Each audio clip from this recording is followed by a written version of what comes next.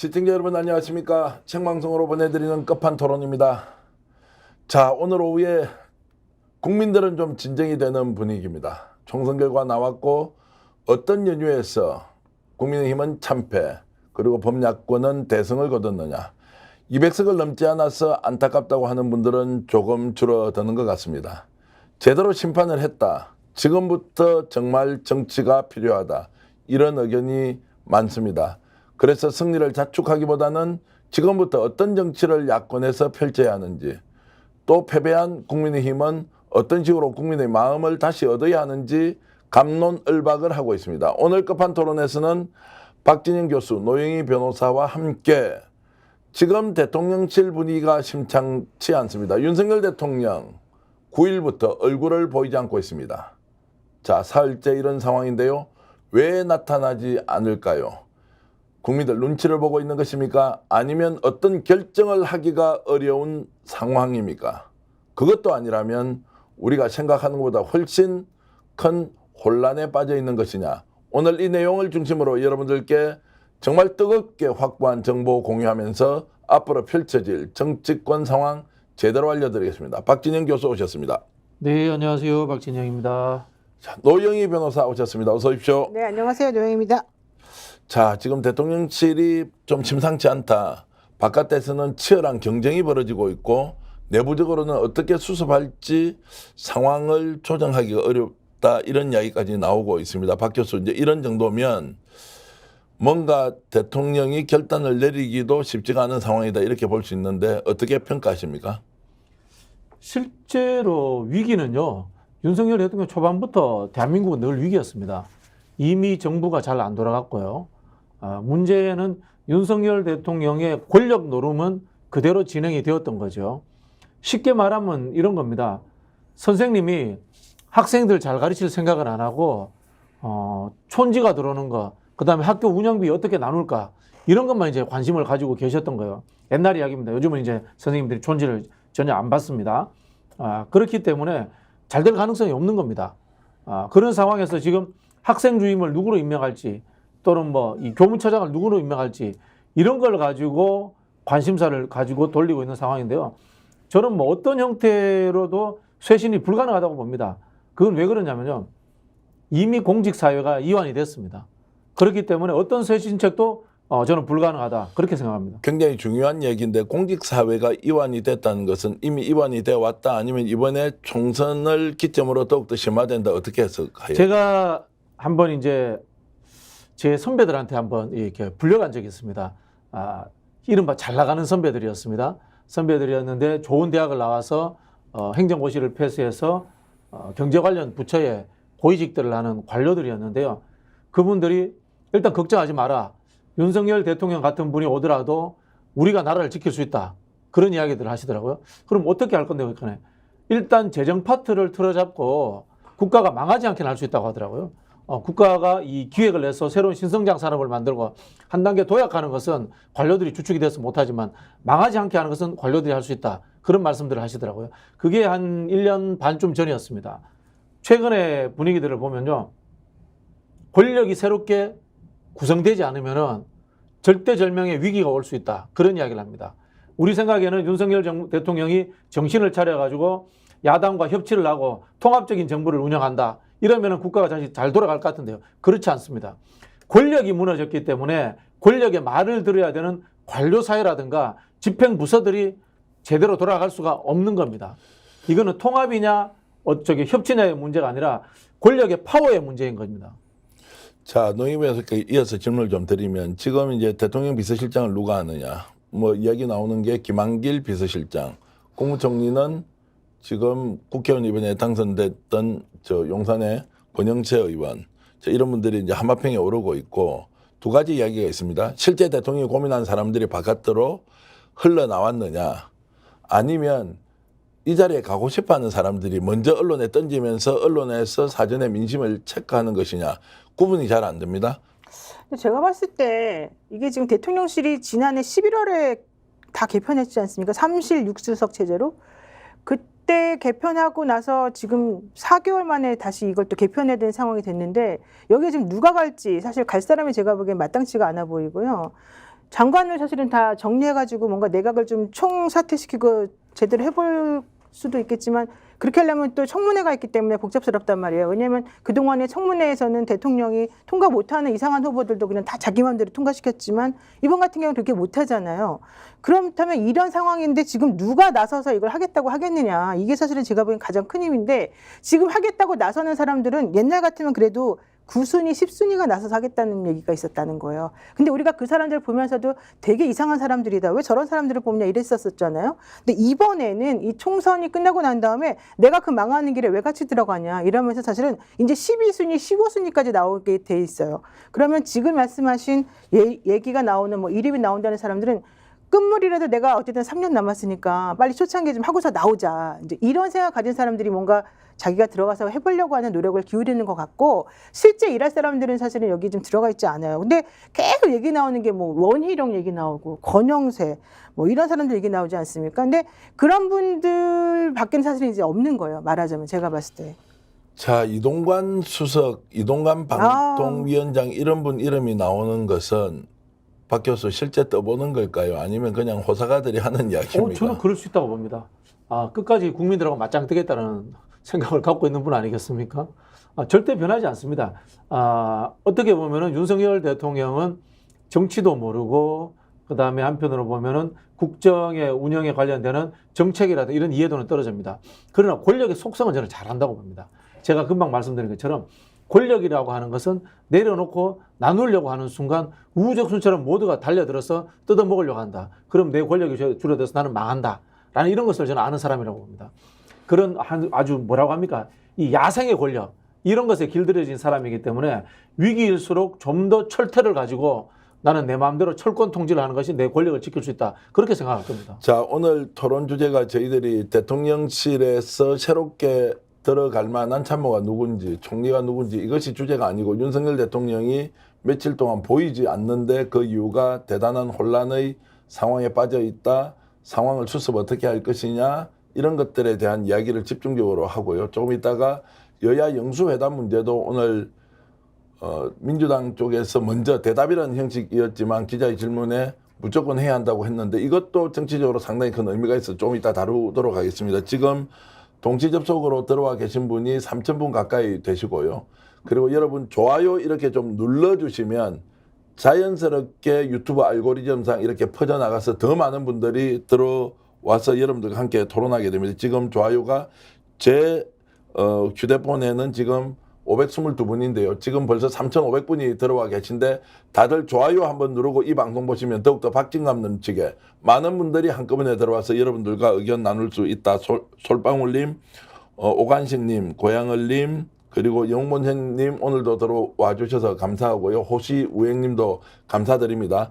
자, 바로 제가 영수회담 문제로 좀 넘어가 보겠습니다. 오늘 기자들이 지금 이재명 당대표에게 질문을 했는데 이재명 당대표 당연하다 나는 전에부터 영수회담을 던졌다라고 해서 실질적으로 이재명 대표가 대통령을 향해서 첫 일성은 영수회담 하자 민생 문제 경제 문제 챙기자 이렇게 했는데 그거 어떻게 보셨습니까? 아니 근데 그게 참 이 대통령 입장에서는 애매할 것 같아요. 그동안에 오늘 나온 얘기 중에 하나가 뭐냐면은 심평 교수가 뭐 그랬다는 건데요. 대통령에게 이재명 대표 만나지 말라고 조언한 참모가 있었고 그 참모 말을 들은 것을 후회한다 뭐 이런 얘기를 했단 말이에요. 대통령이 후회를 하고 있다. 네, 그런 얘기를 심평 교수가 했어요. 네. 근데 제가 봤을 때 대통령은 그럴 사람도 사실은 아니고요. 대통령에게 그런 말을 한 사람이 있다면 그거는 대통령의 의중을 자기가 미리 알아가지고 그런 식으로 조언을 했을 가능성이 높고요. 또 결과적으로 그거는 지금 대통령이 야당 대표를 만나야 된다는 얘기가 나오니까 갑자기 자기가 이제 책임을 떠넘기기 위해서 이제 그런 말이 나온 것밖에 안 되는 거거든요. 근데 문제는 이재명 대표 입장에서는 당연히 만나야 된다고 하죠. 근데 만나려면은 뭐가 있어야 되잖아요. 만나기 위해서는 선물 보따리든지 뭐든지 의제를 가지고서 서로 합의하는 모습이라도 나와줘야 되는데 이재명 대표가 지금 엄청나게 사실 이제 분투해가지고 뭔가를 제안할 거란 말이에요. 예를 들면은 뭐 이체 양명주라든가 여러 가지 지금 문제가 켜켜이 쌓여 있는 것들에 대해서 하나씩 물어볼 거 아니겠습니까? 윤석열 대통령이 거기에 대해서 뭐라고 대답하겠습니까? 내가 받는다고 하겠습니까? 못 받는다고 하겠습니까? 아마 분명히 제대로 된 토론도 안 될 것이고 만나봤자 아무 의미가 없는 토론이 된다고 스스로 생각하고 있을 거란 말이죠. 이럴 때 이재명 대표 입장에서는 그래도 나는 대통령 만나야 된다. 그래서 내가 지금 이 야당 대표로서 가지고 있는 여러 가지 것들을 당신과 함께 국정 파트너로 논하겠다 이런 모습을 보여주는 게 맞고 그래서 이재명 대표는 그렇게 하는 게 맞지만 이걸 저는 윤석열 대통령이 선뜻 받지 못할 거라고 봐요. 자, 박 교수 그렇게 보십니까? 윤석열 대통령 영수회담해서 뭔가 돌파구를 찾아야 되지 않습니까? 그럴 생각을 안 할 겁니다. 그래요? 그런 정부에서 이동관 비서실장 이야기가 나오겠습니까? 저는 뭐 그럴 생각이 없다고 보고요. 끝까지 야당 대표를 만나지 않는 상황에서 자구책을 만들겠다라고 생각을 할 겁니다. 근데 그 자구책이라는 게 저는 뭐 대통령에서 이 그대로 내려오는 일이 없기 때문에 웬만하게 다시 한번 이 돌려막기 해가지고 국민들에게 우리 쇄신했어 이런 느낌 한번 줘보자 라는 이 정도로 생각할 거라고 봅니다. 아마 윤석열 대통령 입장에서 총선이 참패했지만은 100석 이상 건졌기 때문에 나는 안전해. 저는 이런 생각이 우선일 거라는 생각이 들고요. 이재명 대표의 영수회담 제안도 제가 보기에는 물론 이재명 대표가 꾸준히 영수회담과 민생 관련되는 것들을 제안을 했습니다만은 저는 빌드업의 한 과정으로 보이기도 합니다. 네. 윤석열 대통령을 향한 이 특검이라든가 다양한 국정조사, 이채 양명주 관련되는 정치적 공세들을 좀 더 강하게 하기 위한 명분 축적용의 빌드업이 아닌가 뭐 그런 생각도 듭니다. 제가 봤을 때 대통령실은 지금 해외 순방 날짜라도 좀 잡혀 있었으면 얼마나 좋았을까 이렇게 생각하고 있을 것 같아요. 그래야지 지금 곤란한 상황을 이렇게 벗어나고 외국 나가서 조금 시선을 돌리지 않겠습니까? 그렇게 이제 한가하게 정말 대통령실이 있다면 충격이고요. 저는 뭐 그렇지 않을 것이라는 생각을 하는데 제가 오늘 이제 조금 저희들 이제 배경화면 사진 우리 제작진 한번 비춰주시면 지금 윤석열 대통령과 한동훈 비대위원장이 노영희 변호사 박진영 교수 뒤쪽으로 이렇게 있는데요. 우리가 놓치고 있는 게 하나 있습니다. 한동훈 비대위원장인데요. 이분이 사흘 전까지만 해도 어떤 위치에 있었습니까?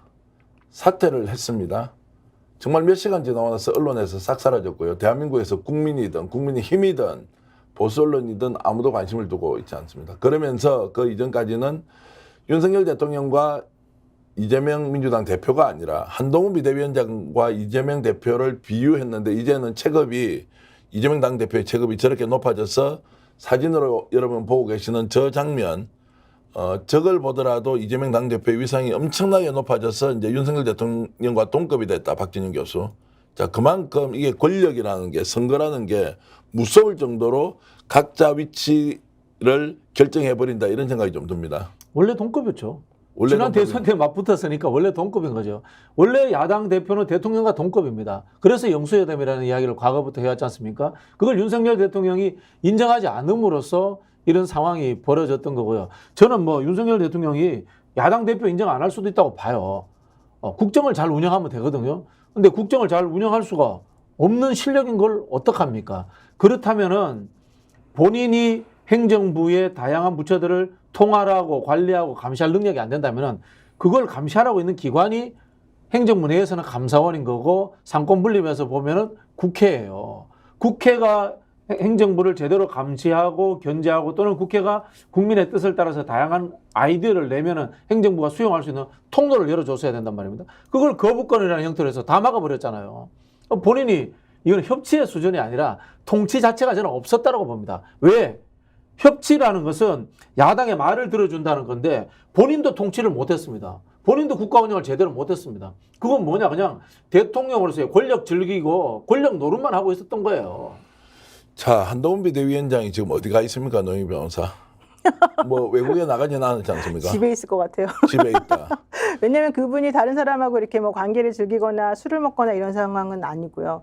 대통령을 중심으로 해서 모든 관계가 이루어졌던 상황이기 때문에 근데 지금 현재 대통령과 만나기는 되게 껄끄럽고 부담스러울 것 같아요. 그분이 물론 비대위원장 자리에서 내려놨지만 저는 정치를 지금 떠날 생각은 없다고 지금 보고요. 하루아침에 본인의 위치가 바뀐 것에 대해서 상당히 지금 속으로는 불안해하고 있을 가능성이 매우 크거든요. 이렇게 된다면은 대통령하고 거리를 둬야 된다라는 이제 본능적인 마음이 있어가지고 실제 대통령하고 관계를 뭔가 개선해가지고 해본다기보다는 오히려 다른 방향으로 내가 새로운 방향에서 이 난국을 좀 헤쳐나가야 되겠다 생각할 가능성이 높거든요. 그래서 한동훈 비대위원장이 아마 야 이렇게 하루아침에 끈떨어진 뒤움박 신세가 되는구나라고 생각할 가능성이 매우 크고 그래서 지금 뭔가 좀 도모하고 있는 것으로는 보입니다. 다만 그걸 지금 언론이 안 받아주고 있는 거죠. 지금 이제 받아줄 시간도 별로 없었지만 여러분이 이제 언론이 그 대하는 태도를 잘 보시면요. 그동안에 얼마나 한동훈 비대위원장이 컵라면 먹는 것만 가지고도 막 화제가 되고 난리가 났었잖아요. 그리고 그 반면에 이재명 대표에 대해서는 사진도 맨날 이상한 거 나오고 화내는 거 나오고 정말 이상한 거 많이 나왔는데 이제 어제 그제부터는 계속해서 이게 완전히 바뀌어버렸어요. 그래서 조국 대표에 대한 사진이나 조국 대표에 대한 언급하고 이재명 대표에 대한 언급하고 사진하고 이제 나오는 게 양상이 완전히 달라졌거든요. 이렇게 되면 이게 아마 이제 그 언론을 그동안 이제 많이 관찰해왔던 사람들 입장에서 보자면 정말 무게추가 어디로 흘러갔는지 그래서 누구가 지금 앞으로 힘을 가질 것인지가 이번에 명확해졌기 때문에 한동훈 비대위원장 입장에서는 정말 절치부심할 수밖에 없다 이렇게 보입니다. 원래 권력의 속성은 저렇습니까? 정말로 나르는 새도 떨어뜨릴 만한 기세로 정말로 모든 힘을 다 갖고 있는 한동훈 비대위원장 이틀 사이에 존재가 없어졌습니다.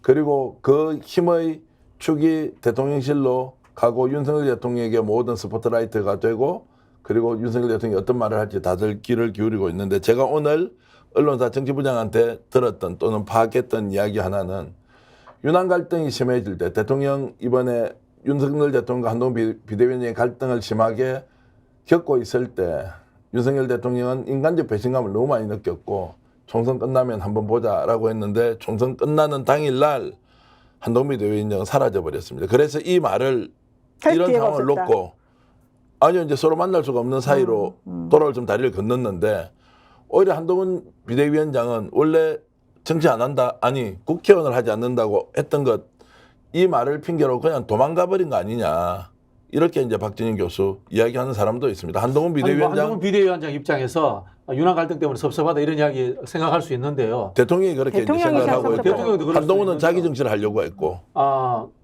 한동훈이라는 사람이 뭡니까 그냥 윤석열이 그 자리에 꼽아줘가지고 그런 힘을 가지게 된 거예요. 그 권력이라는 것이 자기가 열심히 만들어서 쌓아온 권력이 아니잖아요. 그래서 원래 있던 자리로 돌아가는 거예요. 솔직히 말씀드리면. 근데 그렇게 안 생각해요. 호랑이 없는 그래 여우가 왕이라고 누군가가 자리를 그 사람에게 내줘가지고 그 자리에 앉게 됐는데 사람들이 전부 다 그 사람을 보고 막 굽신굽신거리고 당신 정말 최고입니다라고 하잖아요. 그럼 그 사람은 자기가 잘나서 그렇게 된다고 생각을 한단 말이에요. 그러니까 한동훈 비대위원장도 그동안에 자신이 잘해가지고 그나마 108석 건졌다고 생각할 가능성이 매우 높아요. 이종섭 사태라든가 아니면은 정말로 뭐 부산의 여러 가지 사건이라든가 이런 거 보면서 그래도 내가 있었기 때문에 100석 이하로 안 떨어졌다 이 생각하고 있을 가능성이 크고 그래서 대통령하고 나는 다른 길을 가면서 이제 나를 위한 정치를 해야 되겠다고 생각할 거예요. 이런 이야기가 있습니다. 지금 한동훈 비대위원장이 보통 머리 좋은 사람이 아니기 때문에 총선 끝나자마자 윤석열 대통령에게 책임이 넘어가도록 해서 자기는 사라져버리는 거예요. 그렇죠. 여기에서 당의 미래가 어떻다, 우리가 보수 정치를 복원하겠다, 그리고 자신이 실제로 심었던 사람들이 있잖아요. 이런 사람들과 뭔가 손을 잡고 새로운 정치를 하겠다고 모색을 해야 하는데 판이 보니까 그게 아닌 거예요. 지금은 도망갈 판이다. 그래서 싹 빠져버리고 존재감이 아예 없도록 하는 것. 그러니까 이 책임이 99.9% 윤석열 대통령에 다 돌아가 버리는 겁니다.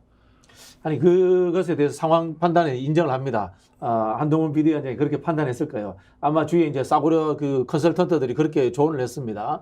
근데요, 제가 금방도 말씀드린 것처럼 이게 한동훈 비대위원장이 직접 쌓아서 만들어놓은 축적된 자산이 국민의힘에 있다. 그러면 한동훈 위원장이 훅 사라져가지고 뭐 만덕산을 가든지 아니면 뭐 워싱턴 연수를 가든지 2년 있다가 지방선거 전에 딱 싹 나타나면서 내가 서울시장 하면 어떨까? 이런 느낌 만들 수 있거든요. 근데 이 사람이 본인이 만든 자산이 없고 윤석열 대통령이 꼽아준 권력이에요. 거기에서 윤석열 대통령도 위기고 본인도 선거에서 실패했는데 지금 5선 6선 하면서 국민의힘에서 자산을 동네에서부터 쌓아온 있지 않습니까? 걸출한 그 오랫동안 묵은 그 장수들이 그냥 넘어가겠습니까? 절대 그럴 일 없습니다. 홍준표 시장 하는 거 보세요. 홍준표 시장 이야기는 자, 한 줌의 흔적도 남기지 말고 한동훈 지워버리자라고 이렇게 이야기를 하는 거예요. 근데 절대 저는 그 싸구려 컨설턴트들의 조언처럼 한동훈이 아윌비백 할 수 있다. 그런 일이 오지 않습니다. 한동훈은 지금 나가면서 정치 그만둔다는 이야기도 하지 않고 언젠가 돌아올 것처럼 여운을 남기고 갔는데 그것도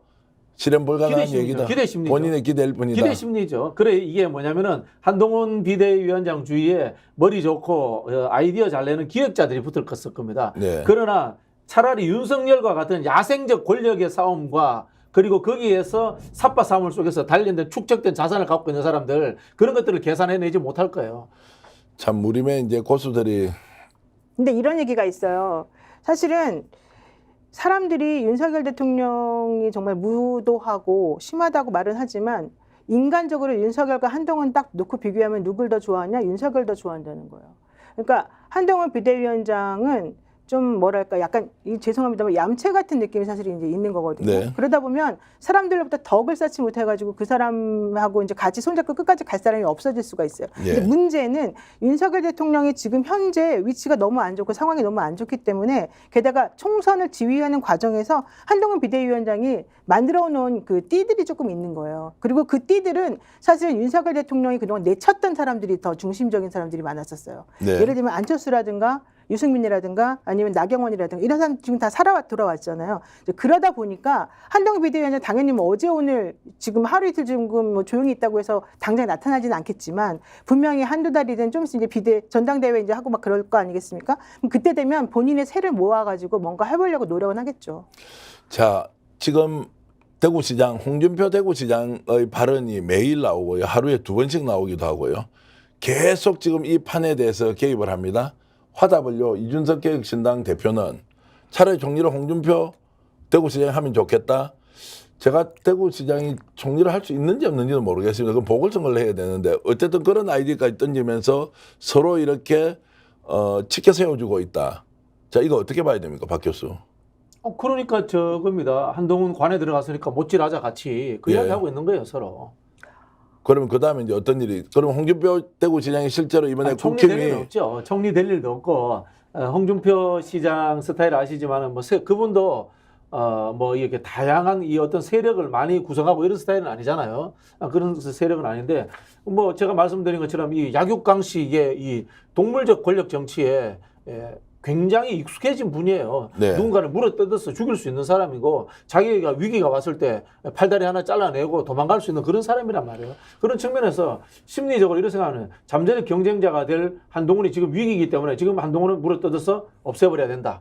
이렇게 이제 판단을 한 겁니다. 근데 지금- 이준석 대표도 똑같은 생각을 하고 있는 거고. 근데 지금 보시면 한동훈 비대위원장이 나가고 난 자리에서 한동훈 욕하는 공개적으로 욕한 사람 홍준표밖에 없거든요. 네. 나머지 사람들이 지금 말을 안 하니까 한동훈 비대위원장을 욕하는 그 사람을 언론에서는 띄워줄 수밖에 없는 거예요. 그러니까 홍준표 시장은 물론 한동훈 비대위원장을 좋아하지도 않았겠지만 이 타이밍을 너무 잘 알고 이 틈새를 잘 알아가지고 야 내가 이런 말을 하면 이걸 언론에서 띄워주겠지 정확히 아는 거고 그거를 이준석 개혁신당 대표가 사실은 딱 물은 거죠. 그러니까 이준석 개혁신당 대표가 홍준표 총리 얘기 나오고 홍준표 시장은 아 이준석 장 괜찮은 사람이네 이런 얘기 좀 서로 주고받고 있는 거잖아요. 그런데 홍준표 시장은 사실은 현실적으로 매번 말이 사실 왔다 갔다 하는 분이지 일관적으로 그렇다고 해서 뭐 누구를 끝까지 해주거나 누구를 끝까지 안 해주고 이러지도 않아요. 분위기를 봐가지고 언론이 내 얘기를 실어주겠다 안 실어주겠다 가지고 조금 움직이는 편이라고 저는 보거든요. 근데 이준석 대표는 사실 그거보다는 훨씬 낫지만 둘이서 지금 제가 봤을 때 약간 공생관계에 있는 것이고 지금 현재 어쨌든 홍준표는 이 상황에서 내가 이 타임에서 두각을 나타내야 된다라는 이 생각밖에 사실은 없는 거죠.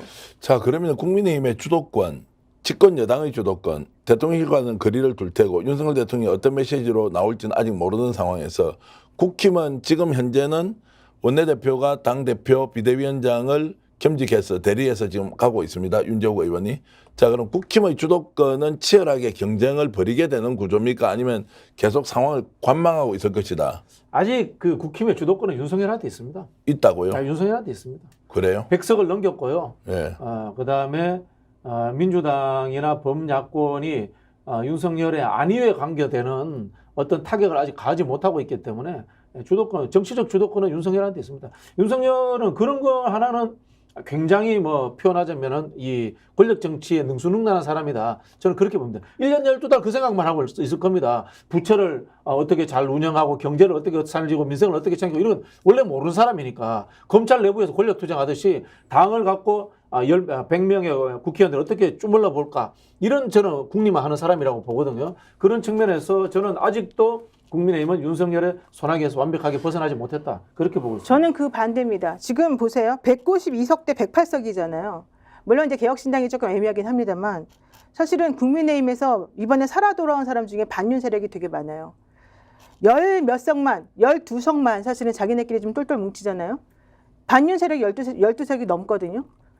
그들만 뭉치면 윤석열 대통령이 아무리 힘을 가지고서 뭔가 움직이고 싶어 하더라도 할 수 없어요. 그러니까 제일 중요한 게 대통령이 그동안 힘썼던 게 뭐예요? 거부권 행사하고 자기 말 한번 하면은 이 국민의힘에서 그냥 띡소리 못하고 다 충성 경쟁하듯이 난리가 났었잖아요. 하지만 이제는 그들이 우리가 12석만 합세해가지고 뭔가 하면 이 사람이 아무리 말해도 소용없다. 이걸 다 알고요. 지금 다음에 당대표 되겠다고 나서는 사람들 지금 면면을 보세요. 나경원, 안철수, 권성동, 뭐 권성동은 제가 잘 모르겠지만 나머지 사람들 보면 전부 다 지금 윤석열 대통령 때문에 한번 피눈물 흘린 사람들이란 말이에요. 이 사람들이 아직 대통령이 3년 임기가 남아있기 때문에 사실 겉으로 막 드러내놓고는 못한다 하더라도 자기 세력들이 있고 그동안 정치를 얼마나 오래 했던 사람들인데 이 사람들이 그렇게 쉽게 야 윤석열 너 아직도 3년 남았으니까 내가 너 말 들어줄게 이렇게 할 리가 없습니다. 아니, 그 맞는 말씀인데 전후에 빠진 게 있어요. 민주당 하기 나름이에요. 민주당 하기 나름입니다. 민주당 하기 나름이에요. 외부의 충격이 없이 자체적으로 움직일 수가 없습니다. 12석 가지고 뭐 윤석열 특감안을 냅니까 그분들이? 12석 가지고 그분들이 윤석열 국정조사안을 내는 게 아니잖아요. 실제로 저는 민주당 의원들보다 물론 뭐 이재명 대표라든가 조국 장관 같은 분들은 속마음으로 윤석열이 진짜 죽도록 믿겠죠. 그러나 나머지 민주당의 본인과 직접적인 안위에서 관련이 없는 의원들은 따뜻합니다. 윤석열의 시선 밖에 있었기 때문에 그런 사람들은 윤석열 크게 안 미워해요. 그게 사실은 민주당의 수박 논쟁이 됐던 거고 한편으로 보면은 그 당대표에 대한 체포동의안이 나왔을 때 거기서 등에 칼을 꼽는 이런 행동도 만들어냈던 거 아닙니까? 그러면은 뭐냐? 직접적인 윤석열의 손아귀에 장악되어 있었던 국민의힘 의원들이 민주당 의원들보다 윤석열을 더 싫어하고 더 증오할 겁니다. 왜? 그 폭압을 직접적으로 당해봤으니까. 그러나 힘에 눌려 있었기 때문에 그것들 터뜨릴 수가 없는 거예요. 지금도 스스로 발화할 수가 없는 겁니다. 그 사람들은. 그럼 언제 발화하느냐? 야당이 공격해줘야지 그 사람들이 발화할 수 있고 성내에서 반란도 일으킬 수 있고 윤석열 등 뒤에 가서 칼도 꼽을 수 있는 그런 정치적 행위를 할 수 있는 거예요. 자, 그러면 야당이 이제 앞으로 어떻게 할 것인지는 좀 이따가 논의를 하고 제가 국힘 내부 문제만 질문을 드리면 요약하면 이렇습니다. 지금 현재 국힘에서 윤석열 대통령에게 불만이 있거나 지금까지 쌓여왔던 감정을 가지고 있는 사람이 노영희 변호사 얘기처럼 상황을 관망하고 있다. 이렇게 볼 수도 있고요. 제가 이제 다르게 좀 질문을 드리면 실제로 여기에 있는 안철수, 나경원 그리고 김태호 의원들이 윤석열 대통령과 직접 대립할 수 있는 용기를 가지고 있는 사람이냐. 정치적 캐릭터 그리고 정치적 역량 이런 걸로 봤을 때 무서워서 덤비지 못할 거다. 현재 권력은 윤석열 대통령이니까 그래서 상황을 관망하는 것이 아니라 용기가 없어서 그냥 눈치만 보고 있는 거 아니냐. 이제 이렇게도 볼 수 있거든요. 근데 무슨 용기가 필요하죠? 지금 말하자면은 대통령한테 못 얘기하는 건 캐비넷 때문이에요. 말하자면. 근데 지금 얘기한 사람들 지금 캐비넷 다 어느 정도는 거치고 왔다고 저는 봐요. 네. 그리고 캐비넷이라고 하는 것이 영원한 권력도 아니에요. 이제는. 네. 그리고 한동훈 비대위원장도 지금 저러고 거리를 두고 있는 이 마당에 검찰 권력 중에서 누가 지금 대통령을 위해서 그렇게 호위무사처럼 열심히 해주겠어요. 그러면 국회의원이라고 하는 건 앞으로 공천권이 대통령에게 있는 것도 아니고 지금 대통령 이빨 빠진 호랑이라는 게 지금 어느 정도는 다 모두들 이해하고 있는 것이고 지금 경제는 계속해서 나락으로 떨어지고 있고 제대로 된 정치하려면 야당한테 싹싹 빌어도 지금 될까 말까한 상황이라는 게 뻔한데 대통령 성격상 그런 걸 할 사람도 아니잖아요. 그럼 이 사람이 스무스하게 세련되게 뭔가 정치력을 발휘해가지고 해결할 것이다? 이것도 사실은 안 보인단 말이에요. 그럼 그동안에 그렇게 많이 당했던 이 아까 말한 그 노땅들이 그 권력을 오랫동안 누려왔고 국회의원을 오래 했던 그분들이 오히려 더 세련되게 윤석열 대통령 무시해가면서 뭔가 해볼 수가 있는 거죠. 무서워하지 않을 것 같아 내가 봤을 때. 무서워하지 않는다. 근데 정기현 대표님의 가정은 첫 번째 하나가 잘못되는 게 정치에서의 인간이라고 하는 것은 용감한 인간이냐 비겁한 인간이가 아니고요. 상황에 의한 인간입니다. 그래서 우리 이제 정치의 진리를 상대적 진리라고 하지 않습니까? 이런 겁니다. 하이에나가 사자가 강할 때는 도망 다닙니다. 사자가 다 죽어가면은 하이에나가 사자를 잡아먹어요. 동물의 왕국에서 하이에나가 사자 잡아먹는 거 봤습니다. 지금 그 국민의힘의 중진들은 하이에나입니다. 사자가 누군가의 공격, 예를 들자면 코끼리 떼의 공격 또는 코끼리 떼로 하겠습니다. 더불어민주당이 180석 시절에 21대 국회가 살찐 코끼리 아니었습니까 사실은? 근데 이 코끼리 떼가 날씬해져가지고 상아를 갈아가지고 22대 국회 와가지고 사자를 몇 명 들이받아 버리는 거야. 그래서 사자가 다 죽어갑니다. 그러면은 하이에나들이 사자한테 꼼짝도 못하던 하이에나들이 이제 가서 사자를 물어 뜯는 거예요. 지금 현재 뭐 정치판을 동물의 왕국에 비교를 하시는데 코끼리가 상아를 갈아가지고 뾰족하게 만들었다는 것 때문에 약간 웃었는데 그런 거 제가 현실에서 본 적이 없어요. 본 적이 없는데 어찌됐든 이제 그렇게 민주당 너무 비웃는 거 아닙니까 지금? 비웃는 건 뭘 아니고 비웃어요. 제가 이제 국민의힘이 대통령실과 거리두기를 할 거냐, 거리두기를 한다면 뭔가 메시지가 나와야 되고 그래야 차별화가 되어서 국회 정치라도 복원을 하자. 최소한 다선 중진이 많이 입성하는 국민의힘 내부에서는 윤석열 대통령이 이렇게 가든 저렇게 하든 그건 제쳐놓고 여의도 정치라도 복원하자 이렇게 갈 것 같아서 누가 주도를 할 것이냐 이 질문을 그렇지. 드리고 싶어요. 여의도 정치 복원도 예. 자 지금 있지 않습니까? 민주당 대표가 국민의힘 원내대표 찾아가서 복원하자 안 됩니다.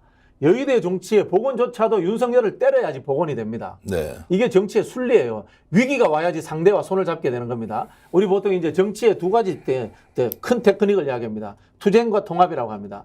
늘 투쟁이 앞서야 됩니다.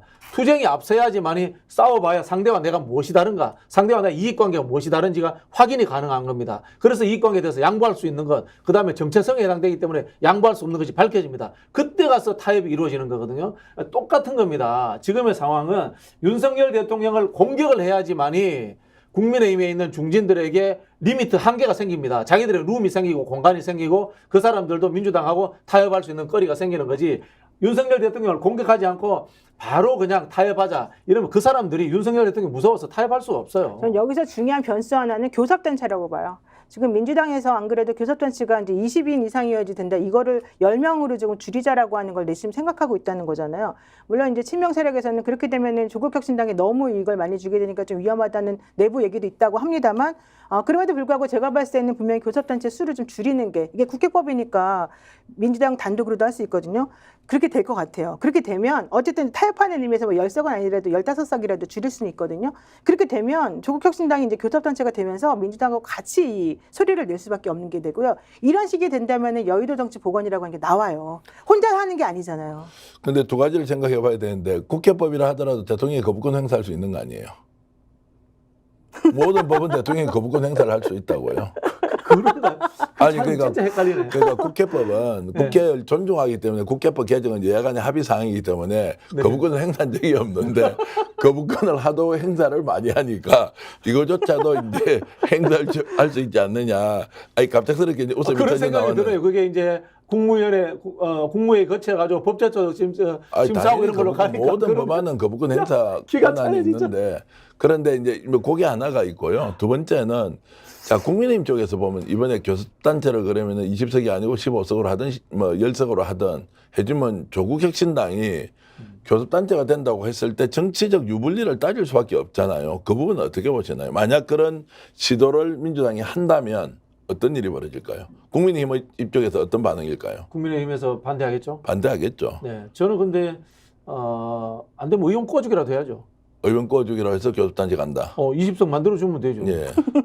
저는 그렇게 해야 된다고 봅니다. 그렇게 해서 교섭단체 수를 늘려서 실제로 이제 교섭권을 가진 이제 정당이 훨씬 더 이제 국회 운영과 관련해서 교섭단체가 2개가 되면요. 예. 어떤 패스트트랙도 가능하고요. 예. 그다음에 또 뭐가 가능하냐면은 이 특검할 때 보통 제2당이 추천하는 안을 받도록 돼 있지 않습니까? 네. 특검법이 관행적으로 그런 부분에 있어서 조국당이 추천하는 특별검사를 받는다. 얼마나 좋습니까? 그러니까 바로 이 얘기예요. 그래서 지금 민주당에서는 사실은 그래서 교섭단체 뭐 숫자를 줄이고 안 줄이고 떠나가지고 어쨌든 조국혁신당을 교섭단체로 만들 네. 가능성이 매우 높다. 그리고 그렇게 하는 것이 장기적으로 봤을 때는 더 좋을 수도 있다. 근데 또 이제 한편에서는 그렇게 되면 너무 조금 좀 한쪽에 힘을 너무 실어주는 거 아니냐 이런 반대도 좀 있어서 이제 여기에 대해서는 사실 이재명 대표가 좀 판단을 하겠죠. 이재명 당대표도 조국혁신당 조국 대표가 교섭단체를 가진 정당이 대표가 되면 크게 보면 판을 키우고 그렇죠. 길게 보면 대통령으로 가는 길이 훨씬 더 좋아지지 않습니까? 그러나 그 길이 좋아진다면 위험 부담 좀 감소하는 게 정치 아닌가요? 근데 무슨 위험 부담이 뭐가 있나요? 예를 들어서 이제 조국 대표도 자기 대권 주자로서 부각될 수 있다.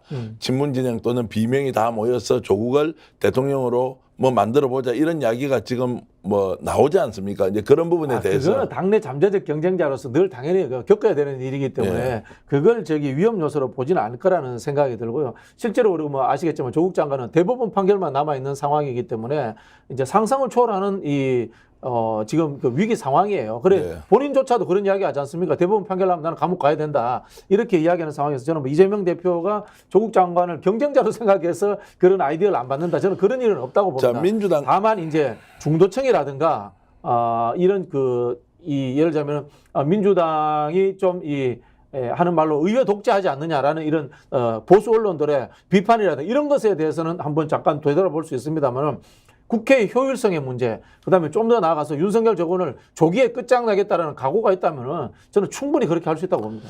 두 분 의견이 참 놀랍기도 하고 기발하기도 하고 또 현실적으로 가능하다는 생각이 드는데요. 민주당 이재명 대표가 지금 국회 내에서 교섭권을 높이기 위해서 조국 혁신당에 대해서 교섭단체 구성을 하도록 도와야 한다. 길은 두 가지가 있는데 하나는 교섭단체의 정원을 20명에서 줄여주는 것 하나. 두 번째는 그것도 안 되고 국민의힘이 반대하거나 대통령이 거부권 행사를 하면 오히려 이런 부분에서 의원을 구워주기 해서라도 교섭단체를 만들어야 한다. 이 이야기는 기발하기도 하고 참신하기도 하고. 아니 한번 생각해 볼게요. 지금 조국 혁신당이 12석이잖아요. 예. 진보당이 한 석임. 진보당이 2석입니다. 예. 2석이면 14석 됩니다. 그다음에 사회민주당 가죠. 용해인당이 2석이죠. 그러면 5석이 가거든요. 17석에 김종민 하면 18석. 뭐 그 정도 되거든요. 거기에다가 이준석 당까지 합치면은 교섭단체가 되는데 이준석 당하고는 교섭단체를 같이 하기가 어렵겠네요. 그렇게 하기가 어렵죠. 그리고 이제 민주당 당원들 의견도 중요하지만 이번에 이렇게 압도적으로 민주당을 당선시켜준 정치적으로 보면 중도층에 있는 사람들이 조국 혁신당까지 교섭단체를 만드는데 민주당이 의원을 구워주게 한다. 이것이 이제 정치 발전이 아니냐. 이 논쟁은 필연적으로 생길 것이고. 저는 뭐 아주 좋은 발상이라고 생각하고 정치 발전이라고 생각합니다. 정치 발전을 생각합니다. 그게 연합의 정치입니다. 연합의 정치다. 네. 자, 그렇게 해서 두 분의 말씀을 공통적으로 제가 종합하면 이렇습니다. 민주당이 더 앞장서서 국회에 들어온 조국 혁신당을 좀 더 큰 정당으로 역할을 제대로 할 수 있는 정당으로 만들어야 한다. 이것이 지금 윤석열 정부와 경쟁구도 그리고 심판의 열기를 이어가는 중요한 요소다. 이렇게 저는 이제 보겠습니다. 자, 그리고 이제 이어서 질문을 좀 드리면 아까 박진희 교수가 표현했던 것이 살찐 코끼리 이야기 했지 않습니까? 그리고 거대한 초식 공룡 이게 이제 민주당의 일종의 그 별명처럼 돼 있었는데 이번에 이제 175명의 민주당원이 들어가고 물론 여기에는 이제 비례 연합 정당도 들어와 있지만 어쨌든 170명 정도 된다고 보고요. 이분들은 완전 다르다. 지난 21대 국회에 들어왔던 사람과 근본적으로 달라서 제대로 싸울 사람들이 많다. 이렇게 얘기를 하고 있습니다. 또 기대를 하고 그러고 투사들이 다 모였다 이렇게 하는데 그거 믿어도 되겠습니까? 뭐 기대를 합니다만 상처를 많이 받고 들어가가지고 대표적으로 양문석 당선인, 뭐 김춘혁 당선인 이런 분들 한 1년 이상을 거리에서 이제 촛불 집회에서 윤석열 탄핵 집회에 나왔던 분들입니다. 부승찬 당선인도 그렇고요. 이런 분들의 이제 맹활약을 기대하고 있고요.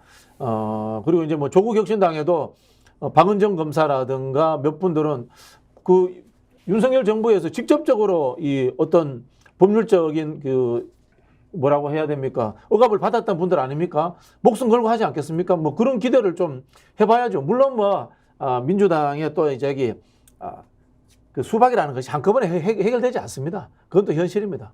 그래도 지난번에는 실제 이런 이제 국민적 열기가 오를 때 민주당원들이 막 거리에 나와서 이것저것 하자고 할 때 국회의원들 한 10명만 나와서 되는데 뭐 170명 중에 나온 사람이 10명이 뭡니까? 20명이라도 제대로 나왔습니까? 네. 그런데 이제 국회의원들이 실제 중요한 사안에 대해서 거리에서 국민을 만나고 이것을 자신의 주장으로 외치고 압박하고 하는 것이 뭐 한 7, 80명만 된다. 이래도 대단한 거 아닙니까? 대단하죠. 저는 이번에 지금 지난 국회하고 많이 다른 게 이번에는 당대표를 중심으로 해서 민주당 의원들이 똘똘 뭉칠 가능성이 있기 때문에 저는 그 의미가 크다고 생각해요. 지난번 같은 경우에는 이재명 당대표가 있었다 하더라도 그 이전에 국회의원이 된 사람들이었고 이제 초선들이 많았었고 그분들은 사실은 이제 이재명 대표를 중심으로 뭉친다기보다는 그냥 각자 자기 목소리를 내거나 지금 현재 그 바깥으로 나가신 그런 분들하고 좀 더 유착 관계가 있었던 그런 분들이었거든요. 그래서 이재명 대표가 이제 뭔가 해보려 그러면은 마치 다 사법 리스크 때문에 안 된다는 듯이 계속 당대표를 공격하고 이런 식으로 사람을 이제 조금 한쪽 끝으로 막 몰았어요. 그러다 보니까 민주당이 효용성도 없고 제대로 일을 못하는 것처럼 보였단 말이죠.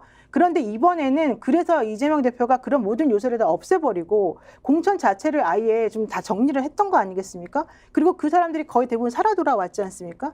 그러면 이제는 당대표를 중심으로 해서 제대로 된 일사불란한 뭔가 움직임을 사실은 보일 수밖에 없는 거고, 그래서 사실은 이제 힘을 가지고 뭔가를 해볼 수 있는 가능성이 생긴 거예요. 그래서 지난 총선하고 달리 이번에는 좀 더 일성을 크게 짓고 좀 더 뭔가 행동으로 옮길 수 있는 사람들이 저는 많아졌다 이렇게 봐요. 자, 그래서 우리가 이제 이재명 당대표의 리더십이 어떻게 드러날지 좀 따져볼 시간인데요. 지금 너무 많은 분들이 지금 들어와 주셔서 감사드립니다. 지금 9,600분 정도 들어와 계시고요. 여러분 그래도 방송 보시면서 좋아요 하나 눌러주고 하시면 더 많은 분들에게 공유가 되니 여러분들 좋아요 한번 눌러주시고 저희들 스픽스 응원해 주시면 열심히 토론하면서 새로운 정보로 여러분 뜨겁게 만들어 드리겠습니다. 이재명 당대표 이야기와 관련해서 오늘 제가 들었던 것 하나 알려드리겠습니다. 천하무적이 됐다. 자, 지난 21대 국회와 달리 지금은 공천 과정에서도 이런저런 잡음이 있었지만 이재명 당대표를 중심으로 당이 어떤 식으로든 무엇이든 다 할 수 있다 지금은. 그래서 더욱더 조심하겠지만 이때 어떤 아젠다 우선순위를 정해서 이재명 당대표가 뛰어야 하느냐. 그래서 조금 전에 얘기했듯이 좋다 조국혁신당 교섭단체 만들어주자라고 하는 시도부터 실제로 윤석열 대통령과 관계 설정을 어떻게 할 것이냐. 자, 이런 부분 또 영수회담 제안을 했는데 대통령이 받지 않을 것임에도 불구하고 빌드업 과정이다. 자, 그런 상황을 종합해 봤을 때 이재명 당대표가 지금부터 당을 어떤 방식으로 이끌어 갈 것이냐는 굉장히 중요한데 박 교수 먼저 말씀 좀 해주시죠. 일단은 제가 봤을 때는 이제 21대 국회 마지막을 정리를 잘해야 됩니다. 한편으로 보면 이제 원내대표의 몫이기도 한데요. 이채 양명주 관련 국정조사와 특검을 다시 다 올려야 됩니다. 다시 다 시작을 해야 됩니다. 그래서 아까 말씀드린 대로 윤석열 정부 임기 중단 퇴진을 위한 빌드업을 해놔야 됩니다. 그 준비를 해놔야 되고요. 제일 중요한 거는 사실은 6월 달에 원내대표를 잘 뽑아야 됩니다. 네. 원내대표를 초강성으로 뽑아야 됩니다. 진짜 초강성으로 뽑아야 됩니다. 예를 들면 어떤 사람이 있습니까? 정청래 의원이 하지는 않겠지만은 네. 뭐 완전 돌격대. 네. 뭐 예를 들면은 스타일로 보면 정청래 의원이나 추미애 전 대표 같은 네. 그런 사람이 뽑혀야 됩니다. 그래야지 이재명 대표가 살짝 한 발 뒤에 있을 수 있습니다. 제가 늘 말씀드리지만은 아니 예를 들자면 그렇거든요. 예를 들자면 그렇다는 건데 원내대표가 초강성으로 나가고 원내대표가 이슈를 주도하고 아젠다를 던집니다. 그런데 이재명 대표는 그렇게 할 수가 없어요. 왜냐하면 금방 말씀하신 것처럼 너무 힘이 커졌기 때문에 이재명 대표가 메시지를 내고 윤석열 정부의 안위에 해당되는 한마디를 내면 그게 결론이 됩니다. 결론이 되기 때문에 이재명 대표는 살짝 뒤에 있을 필요가 있습니다. 그런 측면에서 이 전국을 강원 양면 두 가지입니다. 쉽게 말하면 윤석열 퇴진, 한쪽은 그럼에도 불구하고 정부와 협조해서 민생을 챙기겠다. 요 강원 양면으로 끌고 가야 되거든요. 그러려면은 아주 강한 선봉대 원내대표를 뽑아야 되는 것이 지금 민주당의 가장 큰 전략적 책무가 아닌가 그런 생각이 듭니다. 그 말은 맞는 말인 것 같고요. 근데 추미애 의원은 뭐 지금 국회의장 하실 가능성이 좀 높기 때문에 이제 그렇지만 어쨌든 강한 사람이 원내를 이끌고 그래서 당대표와 협조를 같이 해가지고 큰 그림을 그려나가고 조금 3년 너무 길다를 같이 외쳐주고 이제 이렇게 가는 게 좀 맞다고 보죠. 제가 그냥 상상 머릿속으로는 이렇습니다. 추미애 전 장관, 추미애 당선인이 국회 들어와서 어떤 스탠스를 취할 거냐. 또 이현주 전 의원이 뭐 어렵게 이겼습니다. 국회 들어오면 어떻게 할 거냐. 부성찬 이제 초선 의원입니다. 후보는 또 어떻게 할 것이냐. 양문석, 김준혁 막 이런 분들 생각하니까요. 또 창원시장도 만만치 않지 않습니까? 허성무 시장 같은 분도 어떻게 할 건지. 야, 이러면 정말 22대 국회 볼거리가 국회에서 굉장히 많겠다. 그러면은 민주당이 지난 21대 때 겪었던 거 수박 논쟁 생길 수가 없겠다. 없죠. 생길 수가 없겠다. 그러면 큰일 나죠 이제 그러니까요. 진짜로. 다만 이제 국회의장 문제가 굉장히 이제 난감할 겁니다. 난감하다는 생각이 드는 게 이제 우리 이제 당원들이라든가 지지자들은 추미애 의원이 했으면 좋겠다라는 생각을 대부분이 가지고 있을 겁니다. 근데 이게 현실이 만만치 않아요. 현실이 만만치 않은 게 추미애 장관이 계보 정치를 안 했단 말이야. 계보 의원이 없어요. 그러다 보니까 이게 좀 사실 그 제가 늘 말씀드리지만은 뭐 지난번 박근혜 탄핵 때 여러분들이 지금 뭐 싫어하셔도 어쩔 수 없습니다만은 정세균 국회의장이 정말 큰 역할을 했습니다. 정말 큰 역할을 했습니다. 그때 김무성 의원하고 박지원 의원이 박근혜 탄핵 가능하다라는 이야기를 가지고 왔을 때 민주당에서 신뢰를 못했어요. 민주당의 그 당시 지도부들이 과연 이게 가능할까? 신뢰도 못하고 그 상황을 어떻게 끌고 가야 될지 우왕좌왕했어요. 근데 그거를 박지원이 그 당시 국민의당이고 김무성이 새누리당인데 이 두 사람 의견을 믿고 탄핵 가능하다라고 끌고 나간 게 정세균 국회의장이었어요. 근데 지금 추미애 의원이 물론 계보 정치를 안 했습니다만은 저는 그렇다 하더라도 당대표 의견이나 아니면 이재명 대표 의견이 사실은 매우 중요하게 작용할 것 같아요. 지금 현재 민주당에 있는 그 수많은 의원들이 어떤 방식으로 가야지 옳다라는 걸 대강은 알고 있고 현실로 누가 들어가서 이 전국을 이끌어 나가야지 특히 국회의장이 지난번 국회의장 한번 보십시오. 그 국회의장 세워놔가지고 정말 아무것도 안 됐다. 우리 발목만 잡았다. 이렇게 생각하는 게 민주당이었거든요. 그렇다면 아무리 추미애 의원이 뭐 개발 정치를 안 했고 국회의원들로부터 인기가 없다 하더라도 제가 봤을 땐 추미애 의원만큼 국회의장 감이 없어요. 제 개인적인 아니 생각으로. 저도 동의하는데 그래서 그렇다면 현실적으로 당대표가 누구든 혹은 뭐 원내대표가 누구든 이재명 대표의 생각이 어떤가 이런 것들을 좀 중심적으로 계산해 보면 그렇게까지 복잡하고 어려울 것 같지는 않아요. 자, 좀 더 제가 나가겠습니다. 진짜 제대로 말씀드릴게요. 이 부분은 당위를 이야기하시는 거고 저도 동의해요. 추미애 장관이 국회의장하면 제일 잘하실 거예요. 제일 잘 건데 당위를 이야기하는 거고 저는 현실을 이야기하잖아요. 그러니까 저도 현실을 얘기하는 거예요. 당내 지금. 상황의 현실을 이야기하는 건데 당대표가 국회의장에 대해서 의견을 낸다. 불가능합니다. 아니 겉으로 내지 않죠 당연히. 자, 이제 아니, 속으로도 못 내면 그 상황을 모르셔서 원내 상황을 모르셔서 하는 이야기인데 자, 그거는 자기 국회의장과 관련된 얘기를 하는 건 아니니까 제가 조금 더 진도를 나가겠습니다. 자, 그렇게 해서 아주 강력한 제1야당 민주당이 거듭나는 상황이 됐고 리더십은 이재명 당대표 쪽으로 모일 수밖에 없다. 자, 그러면 이재명 당대표의 재판과 관련된 부분 지금 이번 선거 전에도 몇 차례나 불려가서 선거운동을 할 수 있다 없다 했는데 재판부가 무조건 나온다 안 나오면 긴급 뭐 구인하겠다 뭐 이런 것까지 했지 않습니까? 자, 이번에 이 총선 결과가 이재명 당대표와 관련된 재판에도 영향이 있다 없다 어떻게 보십니까? 박 교수는? 그럼 저는 잘 모르겠어요. 잘 모른다. 자, 법조인으로서는 어떻습니까? 지금 저는 판사가 영향이 당연히 있을 거라고 봅니다. 영향이 당연히 있다. 네. 예. 그럼 어떻게 영향이 있습니까? 그러면 횟수를 줄여주는 것이 아니라 사건의 구성 자체에 대한 판단을 재판부가 좀 달리할 수도 있다. 어차피 이 사건이 뭐 올해 안에 끝날 것 같지는 않고요. 이재명 당대표에 대한 재판 같은 것들이. 그리고 현재 지금 일주일에 3번씩 하면서 물론 많이 이제 힘들긴 하고 있습니다만 법리적으로 따져보거나 이런 게 따져봤을 때 좀 의문점들이 많이 있는 부분들이 있거든요. 근데 판사님들이 물론 이제 본인이 나름대로 가지고 있는 증거나 이런 것들을 가지고 판단하겠습니다만은 똑같은 증거라 하더라도 이걸 A 관점에서 보느냐 B 관점에서 보느냐에 따라서 많이 달라지는 게 형사적인 재판의 결과물이고 물론 민사도 마찬가지입니다만 형사는 특히나 더 그래요. 댓글이 마음에 안 들어서 여기 출연을 안 할래. 현실을 이야기해줘도 안 듣고 꼭 자기 이야기들만 해. 그러니까 그런 거 올려라고 댓글창이 있는 거니까 어쨌든 그 이야기는 지금 할 게 아니고 지금 말씀하신 건 이제 재판에 영향이 재판 있느냐. 영향 그래서 당연히 받을 수밖에 없는 예. 거고 여러분들이 왜 이제 물론 지금 현재 그 재판부가 그렇다는 뜻은 절대 아닙니다만 판사님들도 그런 여론이나 이런 상황들에 대해서 민감합니다. 네. 그렇기 때문에 지금 물론 이제 대법원장을 중심으로 해서 판사님들이 움직이고 있기는 합니다만은 제가 봤을 때 그거는 영향을 스스로는 안 미친다고 생각하면서도 알게 모르게 무의식적으로 미칠 수밖에 없다고 봐요. 제가 이제 이 질문을 드는 게 이런 거예요. 지금 이제 이재명 당대표를 이제 내놓고 벌이는 이 재판이 유동규라는 사람의 진술에 의존해서 그 진술의 신빙성이 그렇죠. 있느냐 없느냐 증거가 아무것도 없는데 진술의 신빙성이 있다고 해서 한마디 하고 나면 보수 언론이 대서특필을 냈어요. 자, 이재명 꼭 감옥 갈 것처럼 얘기를 하고 있고 이것을 계속 반복적으로 보도를 하고 있는 패턴에서 변화가 없는데 오히려 재판장에 출석해야 되는 출석 횟수만 늘어나고 있어요. 자, 이거를 과연 지금 현재 재판부가 계속 이어갈 수 있느냐. 검찰에서 아무리 주장하더라도 제가 봤을 때는 그렇게 하기 어려울 것이다. 그들도 사람이기 때문에 이것이 균형과 그리고 상식과 법리에 대한 부분들을 이렇게 한 사람을 죽이기 위해서 그리고 피선거권을 가지고 출마한 사람을 기어코 총선 전에 나오라고 한 이 행위에 대해서 정말로 대한민국 대다수의 판사가 동의하고 있는 내용입니까?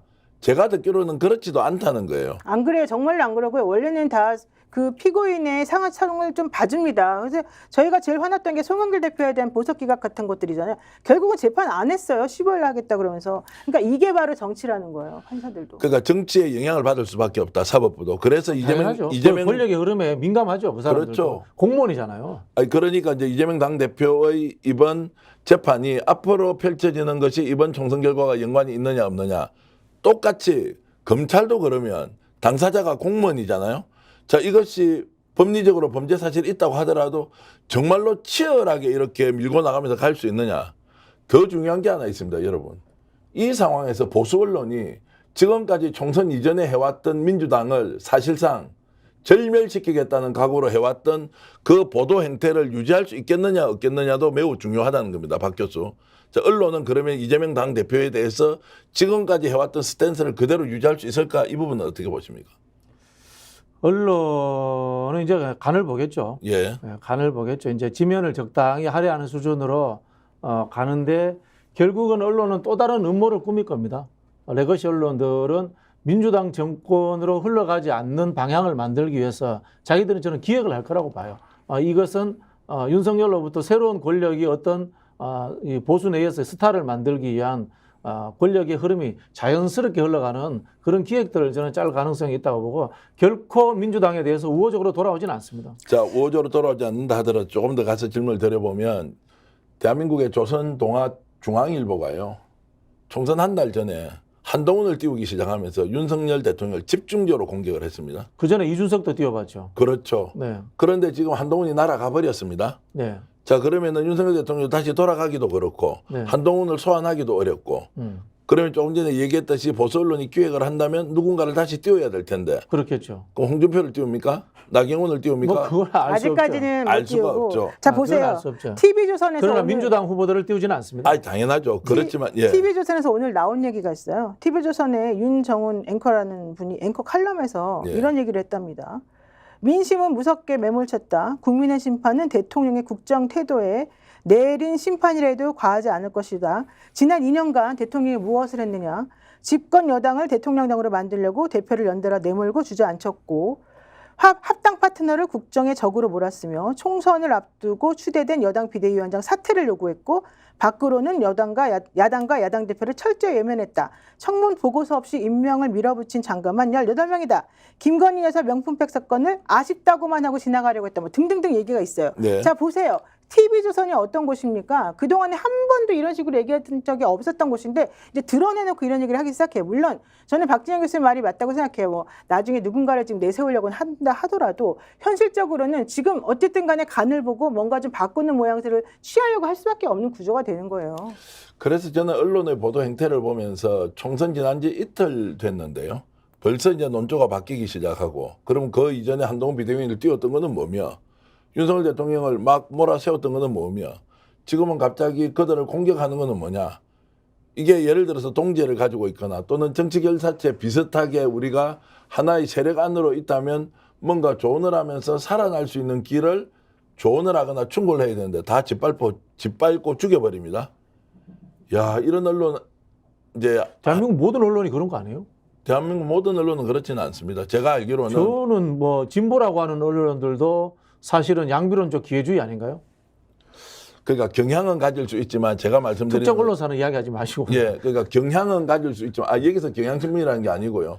이런 트렌드 그러니까 방향은 가질 수 있죠. 진보다 보수다.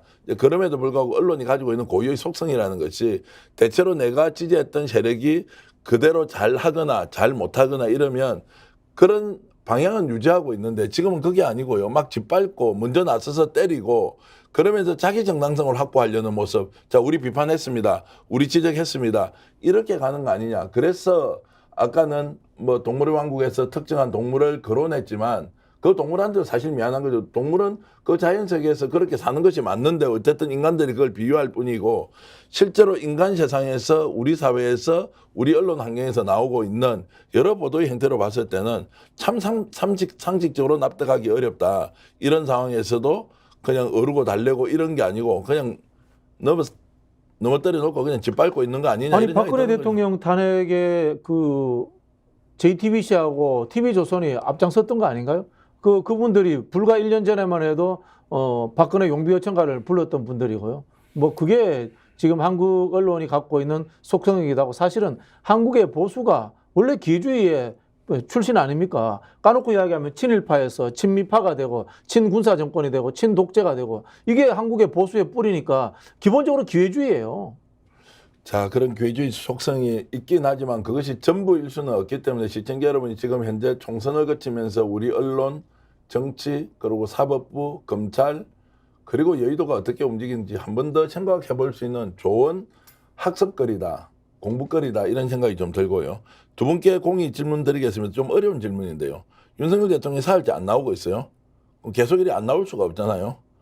노영입에서 언제쯤 윤석열 대통령 직접 국민 앞에 서겠습니까? 지금 뭐 다음 주에 뭐 국민 앞에 서서 담화를 발표한다 안 한다 지금 이런 얘기 나오잖아요. 그러니까 내부적으로도 지금 고민을 되게 많이 하는 것 근데 같아요. 그걸 검토한다는 걸 언론에 알리는 것도 희한한 일이에요. 검토를 하고 그냥 하든지 말든지 해야 되는데. 예. 그러면서 또 안 한다는 얘기도 있어요. 안 한다 얘기도 있다. 그러니까 지금 또 간해보는 거예요. 그거 역시. 근데 대통령은 되게 하기 싫은 거예요, 말하자면. 그게 본인 스타인 줄 알아. 어.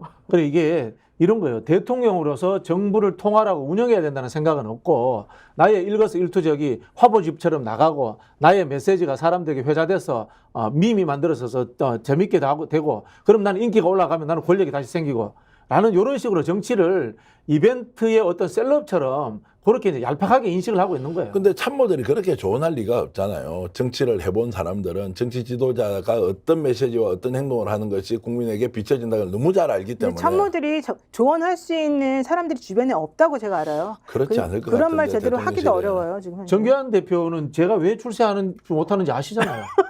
왜 그렇습니까? 바른 말을 해서 그렇다는 바른 말하고 거예요. 쓴소리하면 출세 못합니다. 그래요? 예, 그건 동서고금을 막론하고.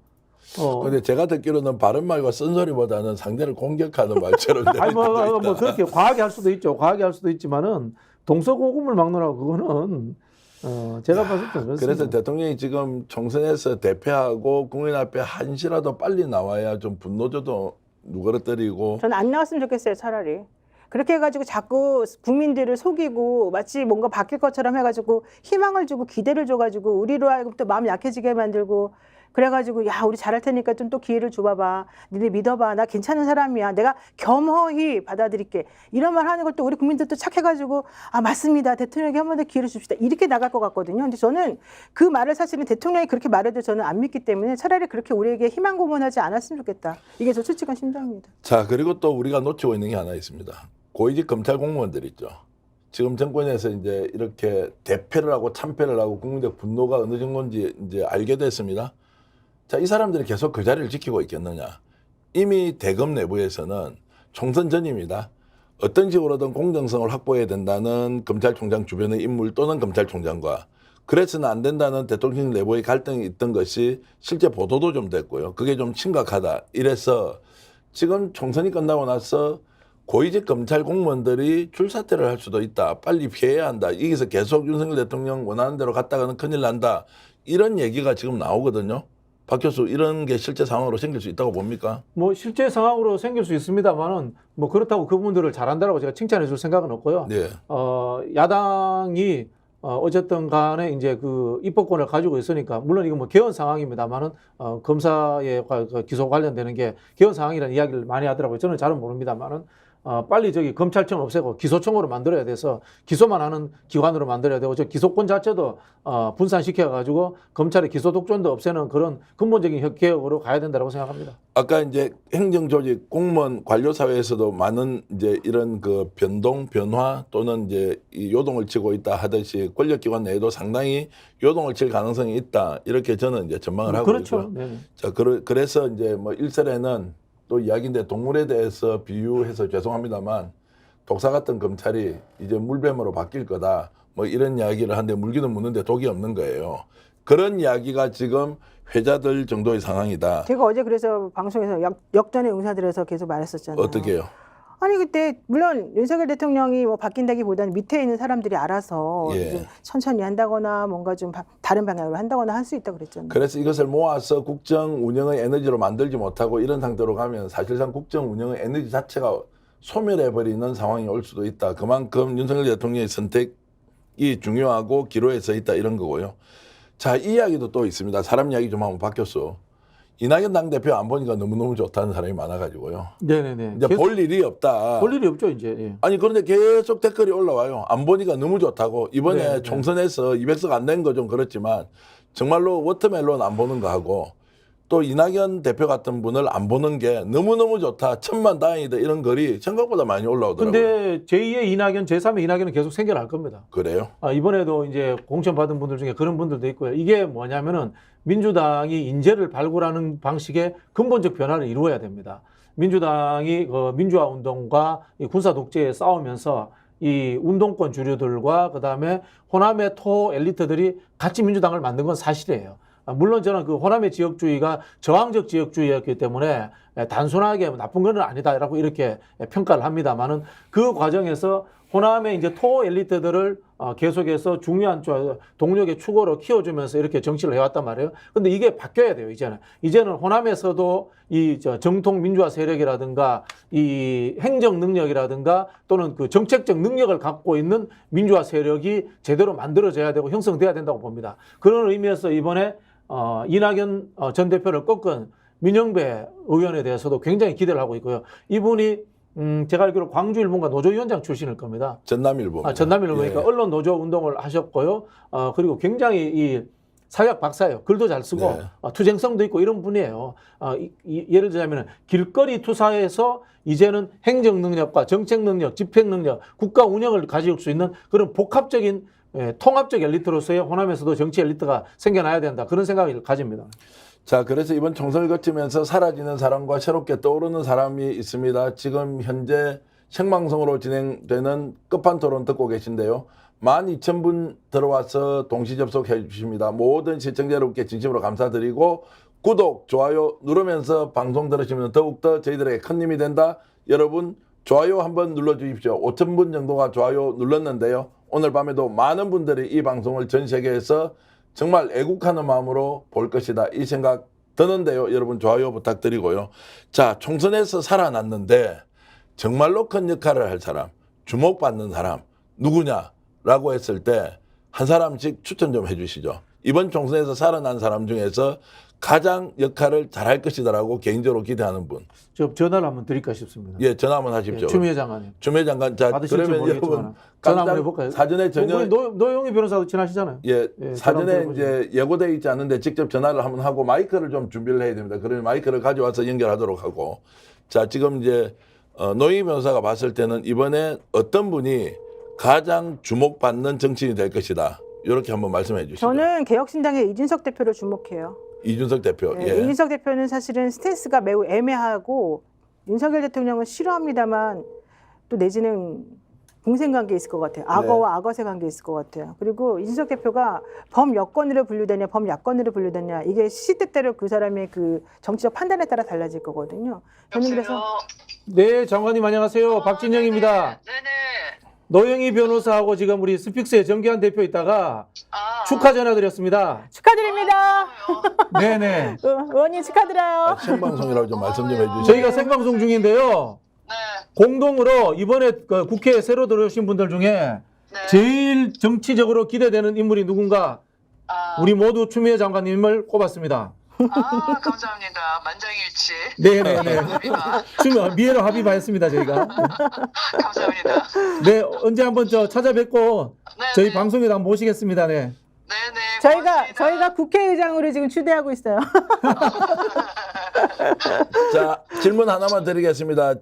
추미애 당선인께 질문 하나만 드리겠는데요. 이번에 뭐 힘도 많이 드셨고 그리고 마지막에 역전시키는 거 보니까 역시 관록 있는 정치인은 확실히 다르다 이런 생각을 했는데요. 어찌됐든 이번에 국회 들어가시면 추 장관이 국민을 위해서 하실 일 네. 가장 중요하게 생각하는 거 하나만 말씀해 주시죠. 9개의 법안을 대통령이 거부권을 행사했잖아요. 네. 그 중에는 그 본인과 가족의 신상에 관한 문제도 있었잖아요. 네네. 이해충돌 사안도 있었잖아요. 그래서 신상에 관련한 이해충돌 사안에 대해서는 그 대통령의 거부권을 제한할 수 있게끔 입법을 하는 게 대단히 중요하다 생각합니다. 네. 그 입법이 가능합니까? 법률로 제한할 수 있을 것 같습니다. 원래 이제 거부권은 대통령제 국가에서 견제와 균형의 헌법 원리에 따른 거죠. 네네. 네, 근데 이제 그런 권한이 그 신상에 관해서 이해 충돌 사안일 경우에 그런 그 조사하자 하는 것은 거부할 수 없게끔 하는 것은 가능할 것 같습니다. 아유, 좋네요. 너무너무 좋습니다. 네. 자, 갑작스럽게 이렇게 전화 연결 드렸는데 다음에 또 네. 뵙고 인터뷰 한 번 더 하기로 하고 추 장관님 이렇게 전화 받아주셔서 너무너무 감사합니다. 네, 감사합니다. 장관님 왜 이렇게 갑자기 전화해서 죄송합니다. 아니, 괜찮습니다. 네네 감사합니다. 들어가세요. 네. 네, 좋은 밤 되십시오. 네 감사합니다. 네. 네. 자, 책방송으로 보내드리는 끝판 토론인데요. 전혀 사전에 예고 없이 박진영 교수가 추미애 후보에게 전화를 했는데요. 여러분 깜짝 놀라셨죠? 조금 진행이 서툴긴 했지만 아마 박 교수가 본인이 가지고 있는 정치적 역량을 시청자 여러분께 마음껏 과시하기 위해서 이렇게 아니 역량이 했다. 아니라 제가 추미애 장관하고 좀 특별한 친하다. 관계인데 친하다. 사람들이 네. 자꾸 이상한 소리를 하니까 제가 아, 그런 거 신경 쓰지 마시고. 자, 이진석 대표 얘기를 제가 왜 했냐면 그 사람이 정말로 뭘 잘할 거라고 생각했다기보단 잘하라는 의미에서 이번에 스탠스를 제대로 취해야 된다. 그렇지 않으면 역사의 죄인이 된다. 이런 의미로 말한 거니까 또 여러분들 오해하지 마시기 바랍니다. 자, 박진영 교수님 짱입니다. 소나무당 송영길 박 교수님 짱. 야, 봐봐. 박진영 귀엽다. 이렇게 글을 올려주신 분도 있으니까요. 멋있어요. 예, 그 추미애 화이팅입니다. 그리고 추다르크. 예, 여러분들이 동시에 댓글 많이 올려주셔서 제 눈에 잡히지 않는데요. 오늘 댓글 소개 일일이 다 못해드리지만 여러분의 마음이 저희들에게 그대로 전달됐고 오늘 토론 과정에서 또 여러분들과 함께 한국 정치 걱정하면서 바뀌고 있는 현장의 여러 가지 모습 함께 나눠봤습니다. 지금 이제 12,000분께서 들어와 주셔서 진심으로 감사드리고요. 오늘 이 방송을 통해서 여러분 그래도 대한민국은 바뀔 수 있다. 우리가 만들 수 있다. 우리는 주권자다. 우리와 함께하고 있는 정치적 동지는 너무나 많이 있다. 이런 생각 하시면서 여러분들 오늘 잘 보내시고 주말 다음 주에도 훨씬 더 좋은 시간 많이 갖길 진심으로 바라겠습니다. 그리고 저희들이 광고를 하고 있는데요. 제 옆에 있는 이 광고판 잘 보시고 대구에 계신 분들이라면 경성한우 인터넷 검색해 보시고 여러분 가보시면 저희들에게 큰 도움이 됩니다. 경성한우 정말로 품질 좋은 한우를 값싸고 맛있게 드실 수 있는 공간이니까요. 활용해 주시고요. 그리고 구독, 좋아요 누르지 않으신 분들도 눌러주시면 저희들에게 큰 힘이 되어서 지금 84만 명, 85만 명을 달려가고 있습니다. 여러분들 힘과 여러분들의 응원 덕분에 100만 구독의 시대를 조만간 열 수 있도록 계속 스픽스를 지지 응원해 주시면 고맙겠습니다. 오늘 긴 시간 동안 토론에 임해 주신 박진영 교수, 노영희 변호사 감사드리고요. 박 교수님께 한 말 좀 드릴게요. 네, 제가 한 말씀 드리자면은 뭐 댓글로 비판하셔도 좋은데요. 촛불 집회 나오세요. 네. 촛불 집회 현장에서 만납시다. 네. 네. 노영희 변호사 한 말씀 하시죠. 저는 여러분들께 이 스픽스 많이 애청해 주셔서 감사드린다고 하고요. 결국 이번 총선은 여러분들의 승리였다. 앞으로도 좀 더 분발해서 한 번 더 끝까지 한번 해보자. 이 말씀 드리고 싶습니다. 그리고 오늘 이 방송의 제작에 열과성을 다해 주신 우리 이가혜 PD와 박노원 문성재 감독께도 진심으로 감사의 말씀드리면서 오늘 준비한 끝판 토론 모두 마치겠습니다. 남은 시간 행복하게 보내시고요. 여러분들이 하시는 모든 일이 잘 되길 진심으로 기원하겠습니다. 시청해 주신 여러분 고맙습니다. 스픽스는 말하는 언론입니다. 대세는 유튜브, 그중에서 스픽스. 좋아요, 댓글, 구독, 알림 설정. 여러분이 저희를 사랑해 주시고 우리가 여러분을 사랑하는 4가지 방법입니다.